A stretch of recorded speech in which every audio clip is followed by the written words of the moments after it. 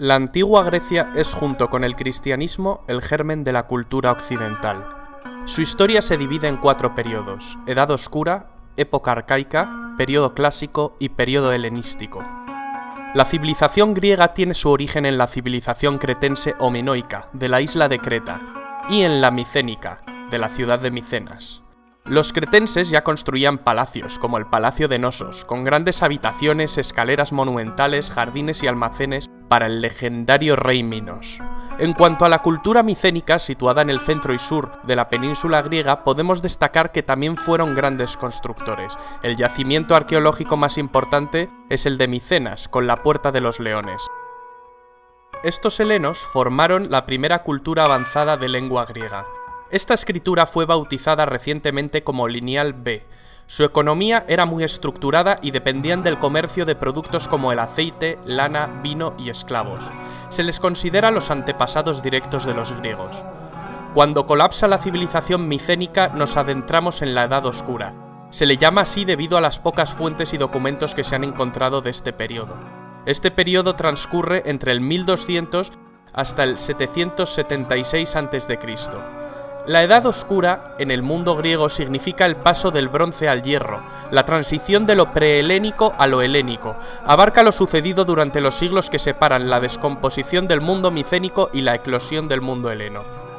Al finalizar la Edad Oscura, comienza la Edad Arcaica, que va del 776 al 499 a.C., cuando los griegos necesitaron más tierras y consiguieron expandir sus territorios. Las tribus griegas fueron estableciéndose en Grecia continental y las islas del mar Egeo, en un primer estadio, para acabar conquistando Asia Menor y el sur de Italia y Sicilia, conocido como Magna Grecia. Estas tribus indoeuropeas hablaban distintas variantes de la futura lengua griega, emparentada con la lengua micénica. Estos pueblos eran los aqueos, jonios, dorios, eolios, arcadios. En la época arcaica la nobleza arrebató el poder a los reyes y se formaron las distintas ciudades-estado o polis: Atenas, Tebas, Esparta, Corinto, Argos, etc. La necesidad de encontrar nuevas tierras, el aumento demográfico y los conflictos sociales les llevaron a buscar nuevas colonias independientes tanto en el este como en el oeste. Esto supuso un enorme despegue económico. Aspectos que favorecieron la colonización fueron la aparición del hoplita, o soldado de infantería griego, el progresivo uso del trireme, navío de 3 filas de remos más ágil que las embarcaciones fenicias, y la introducción de la moneda para las transacciones comerciales. En la decisión de fundar nuevas colonias, así como en la elección de su ubicación, jugó un papel fundamental el oráculo de Delfos, del que más tarde hablaremos. De esta manera la cultura griega se expandió. Aunque fueran ciudades-estado independientes que guerreaban entre sí, había un sentimiento de pertenencia a una misma cultura común y un sentimiento de unidad, ya que compartían una misma lengua, tenían los mismos cultos y creencias, y se reunían en las mismas celebraciones. Los romanos llamaron griegos a los habitantes de la antigua Grecia, aunque estos se llamaban a sí mismos helenos, y con el nombre de Hélade se conoce al territorio en el que se asentaron. Tras la época arcaica comienza la Edad Clásica, del 499 al 323 a.C. En este periodo ocurrieron las guerras médicas, una liga de pueblos griegos contra el temible imperio persa. Todo comenzó cuando las ciudades jonias de Grecia y Asia Menor se rebelaron contra el dominio persa. Muy pronto, las demás ciudades formaron una confederación militar contra un ejército persa que estaba bajo el mando del rey Darío I, iniciándose la Primera Guerra Médica. Esta guerra se saldó con una victoria griega. La guerra se reanudó en el 480 a.C. bajo las órdenes del rey Jerjes, hijo de Darío. Los aliados griegos, con Esparta y Atenas a la cabeza, lograron vencer nuevamente al imperio persa. Famosas son las victorias griegas en Salamina y Platea, o la defensa heroica espartana del desfiladero de las Termópilas, liderada por el rey Leónidas. La suerte, no solo de Grecia, sino de la civilización occidental, se había jugado en una serie de jornadas decisivas. Atenas inició una época de esplendor bajo el gobierno de Pericles, que cambió el mundo occidental. Sin embargo, pronto Esparta pretendió liberarse del poder ateniense. Espartanos y atenienses, antiguos aliados, iniciaron una larga guerra llamada la Guerra del Peloponeso, que concluye con la derrota de los atenienses y la nueva supremacía de Esparta. aunque pronto se produciría un nuevo renacimiento de Atenas tras el debilitamiento de Esparta y su guerra contra Tebas. En su último periodo, el helenístico, del 323 al 30 a.C., Alejandro, hijo del rey Filipo II de Macedonia, heredó de su padre una Grecia derrotada y acabó sometiendo al imperio persa. Sus conquistas crearon un vasto imperio desde Egipto hasta la India, ayudando a difundir la cultura griega por todo el Mediterráneo y gran parte de Oriente. A partir del año 200, los romanos se empiezan a apoderar de todas las zonas colonizadas por los griegos, tomando al fin el último de los reinos de los sucesores del imperio de Alejandro, el reino de la dinastía de los Ptolomeos, en Egipto, con Cleopatra como su última representante. Tras la derrota de Cleopatra y Marco Antonio en el 31 a.C. por parte de las tropas de Octavio, los romanos acabarían absorbiendo la herencia de la cultura griega. Las formas de gobierno de las polis griegas fueron muy dispares. Los modelos más conocidos y que ejercieron más influencia fueron los de Esparta y Atenas. Esparta era un pueblo guerrero con gran preparación militar, rígido y austero. Durante mucho tiempo hubo una diarquía, una forma de gobierno en la que dos reyes pertenecientes a las grandes familias espartanas regían sobre el pueblo. La contribución de Esparta a la cultura es más pobre que la ateniense. Atenas fue la ciudad más importante. Era una ciudad con mar que vivía de cara al comercio. El nombre de la ciudad viene de la diosa Atenea. Atenas significa hijos de Atenea. Según la mitología, Atenea era hija de Zeus. Atenea es la diosa de la sabiduría, pero también es una diosa protectora y combatiente. Se la suele representar con una lechuza. En Atenas nació el sistema político que hoy conocemos como democracia, el gobierno del pueblo, la forma más perfecta de gobierno, si bien este sistema difiere en muchos aspectos del que conocemos actualmente. Fue Pericles quien sentó las bases de este gobierno democrático, pero en siglos anteriores la obra de legisladores como Solón y de tiranos como Pisístrato y Clístenes hizo posible que los ciudadanos atenienses participaran en las tareas políticas.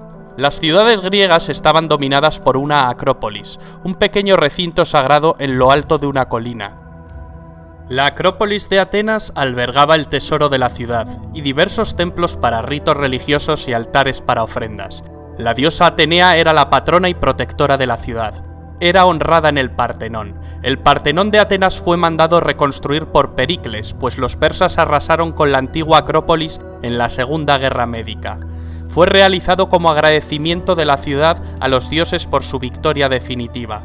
Los arquitectos fueron Ictinos y Calícrates, que estuvieron a las órdenes del gran arquitecto y escultor ateniense Fidias, autor de la decoración escultórica y de la gran estatua crisoelefantina de la diosa Atenea Partenos, que cada año era agasajada con ofrendas. Un ejemplo es la procesión panatenaica. Esta procesión atravesaba la ciudad. Comenzaba en el Ágora y ascendía hasta la Acrópolis durante el Festival de las Panateneas, en el que se ofrecía un vestido llamado peplo a Atenea. El Ágora de Atenas era el centro de la actividad política, administrativa, comercial y social.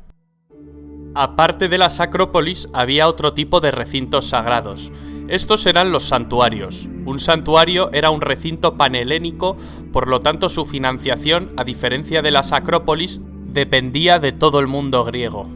El santuario de Delfos era el más importante del mundo. Estaba dedicado al dios Apolo. En él se hallaba el oráculo. El oráculo de Apolo en Delfos se convirtió en toda una institución en Grecia. Cuando se consultaba, una sacerdotisa llamada Pitonisa entraba en trance y pronunciaba palabras inconexas que un sacerdote daba después coherencia en forma de proverbios. El que buscaba consejo extraía de él una predicción, que se podía interpretar de muchas maneras. El oráculo nunca fallaba, lo que podía fallar era la predicción. Peregrinos de toda Grecia, incluso extranjeros, se acercaban a Delfos a consultar el oráculo, que jugó un papel muy importante en la fundación de nuevas colonias o en asuntos de guerra.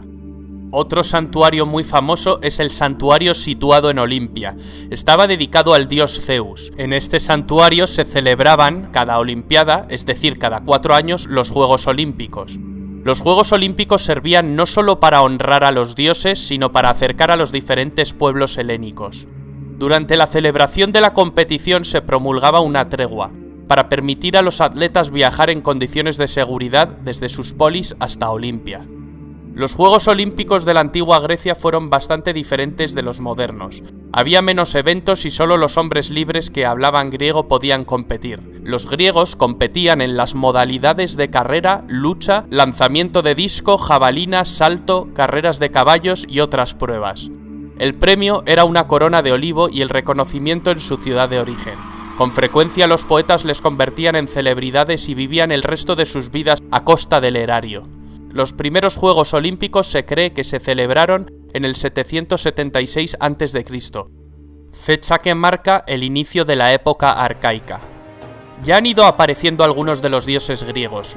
Los griegos creían en un panteón de 12 dioses que según la mitología vivían en el monte Olimpo. Todo comenzó cuando Urano cometió incesto con su madre Gea, la madre tierra.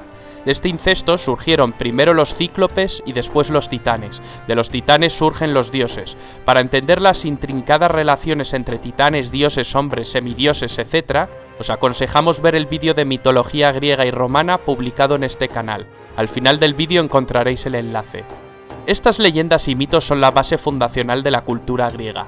Las aventuras de los dioses se narran, entre otras fuentes, en la Teogonía de Hesíodo y en las epopeyas del poeta Homero, la Ilíada y la Odisea. La Ilíada relata la destrucción de Troya. Una confederación de aqueos entre los que se encuentran Ulises y Aquiles parten camino de Troya, pues el príncipe troyano Paris había secuestrado a la bella Helena de Esparta. Durante 10 años los griegos sitiaron la ciudad. Héctor de Troya, hermano de Paris, desencadena la cólera de Aquiles tras matar a su querido amigo Patroclo. Aquiles acaba dando muerte a Héctor.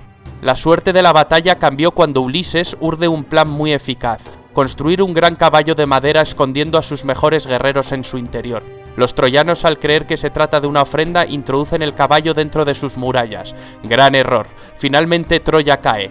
En la Odisea, Ulises, también conocido como Odiseo, tras batallar en la guerra de Troya, regresa a Ítaca, su casa.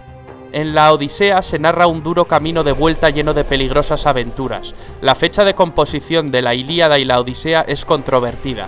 La opinión mayoritaria la sitúa en la segunda mitad del siglo VIII a.C. Hay incluso quien discute su autoría. Incluso se pensó que Troya nunca existió hasta su descubrimiento en el siglo XIX por Heinrich Schliemann. Los sucesos acaecidos en Troya, sin embargo, se remontan mucho antes que Homero. Se remontan al principio de la Edad Oscura. Parece pues que los poemas homéricos son el producto de una tradición oral, transmitida a través de generaciones. Con la legendaria Troya comienza pues la historia de Grecia. Los griegos también produjeron grandes obras de teatro, donde se construía todo un mundo artificial para representar la vida humana. Esquilo, Sófocles, Eurípides crearon grandes tragedias. Estos autores son de la época clásica, la época de la antigua Grecia más esplendorosa. Se representaban en el teatro. El teatro griego se originó en un espacio circular al aire libre llamado orquesta, en el que se ejecutaban una gran variedad de actividades, desde espectáculos artísticos, danzas, recitados y piezas musicales, hasta eventos cívicos y religiosos. Los teatros griegos se apoyaban en una pendiente para construir el graderío. A los antiguos griegos también se les considera los precursores del pensamiento occidental actual, un modo de pensar que utilizaba razones y argumentos y que valoraba la lógica y la razón como la más valiosa posesión. Para entender la filosofía griega hay que conocer la filosofía de tres figuras que han determinado el pensamiento occidental hasta nuestros días: Sócrates, Platón y Aristóteles. Sócrates vivió toda la época de Pericles. A los discípulos anteriores a él se les denomina presocráticos, como el matemático Pitágoras. El discípulo de Sócrates fue Platón, y el discípulo de Platón fue Aristóteles. Aristóteles asistió al ascenso de Macedonia y fue el preceptor de Alejandro Magno. La armonía de las proporciones y la representación de la figura humana fueron los elementos centrales en el arte helénico. Para estudiar el arte griego es importante distinguir entre época arcaica, clásica y helenística. Los edificios más destacables son los templos religiosos como el Partenón, que se ajustaban a determinadas proporciones. Podían ser de uno de los tres estilos u órdenes principales: dórico, jónico o corintio. La escultura es otro ejemplo de belleza y proporciones. Sus autores más importantes fueron Fidias, autor de la obra escultórica del Partenón; Praxíteles, autor del Hermes de Olimpia, con su famosa curva praxiteliana; Mirón, autor del famoso discóbolo; y Policleto, quien también escribió un tratado llamado Canon y es autor del Doríforo, su escultura más destacada. Aunque en el arte griego no hay muchas muestras de pintura, sí hay muestras de cerámica, donde se reflejaban las epopeyas literarias y su vida cotidiana.